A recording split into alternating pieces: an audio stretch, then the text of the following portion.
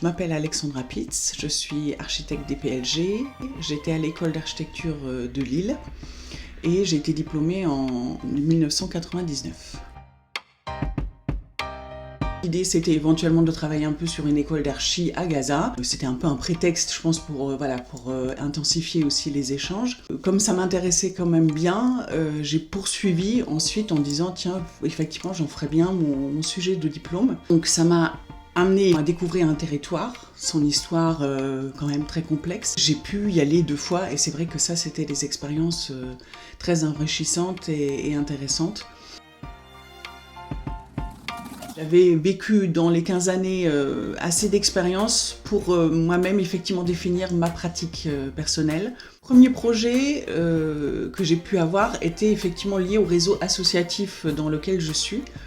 La cabane dans les arbres que nous avons fondée en 2012. Plus tard, effectivement, il y avait donc le Club Noé et la PES, qui a permis aussi des échanges avec d'autres maîtres d'œuvre et du coup des contacts. J'aime bien mettre en valeur ce qui existe. Moi, j'essaie de retrouver quelque chose d'authentique et de sensé. J'ai eu des retours de clients qui disaient que ça les avait valorisés eux-mêmes. Dans mon approche, ce qui est important, c'est effectivement les échanges que je peux avoir avec les clients. Si on va trop vite, on va louper des étapes et on va s'en rendre compte après. Donc, quelqu'un de pressé, je me suis rendu compte que finalement, souvent, le projet n'est pas réalisé. J'aime toutes les étapes finalement parce que au début on est plus dans la conception, la création, l'échange avec le client. Ensuite il y a une partie co-construction avec les entreprises et sur place je mets toujours un porte-vue avec le projet, le descriptif, les plans, également les comptes rendus, donc tout le monde a accès en fait au projet. Je trouve que chacun a un rôle à jouer et c'est important de le valoriser. Il y a vraiment 70% des projets que j'ai réalisés en entier, avec donc le chantier, qui sont à moins de 2 km de l'agence.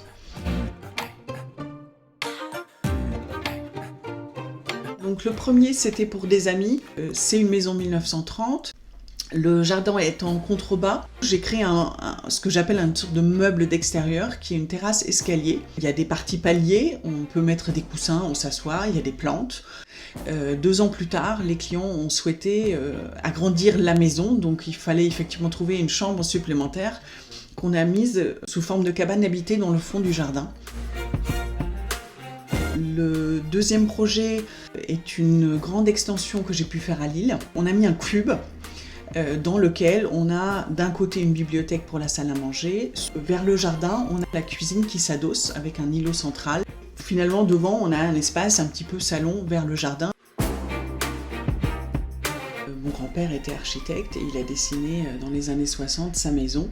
Cette maison était sur une grande parcelle avec un jardin qui s'étend à l'arrière avec un étang. Et c'est vrai que dans cette maison, il y avait une harmonie, quelque chose de très calme et de positif. Un voyage en Finlande pendant les études pour aller voir l'architecture d'Alvarado était aussi très marquante parce que on retrouvait un petit peu le même vocabulaire, quelque chose de minimaliste épuré.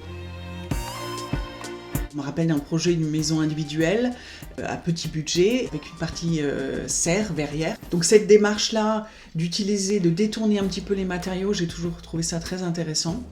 Et il y a une réhabilitation de logements sociaux, isolés par l'extérieur, et on a rajouté des éléments d'espace intermédiaire, un petit peu serre plus balcon.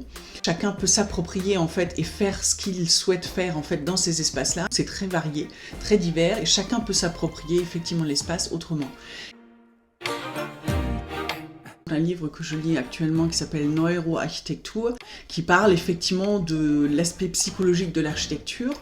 Et il y a d'ailleurs des disciplines en fait dans d'autres pays comme l'Allemagne qui sont enseignées dans les écoles d'architecture. Et c'est toujours plus divers et plus intéressant de travailler avec d'autres cultures, d'autres disciplines. Ça fait partie des choses qui enrichissent, je pense, effectivement ma pratique.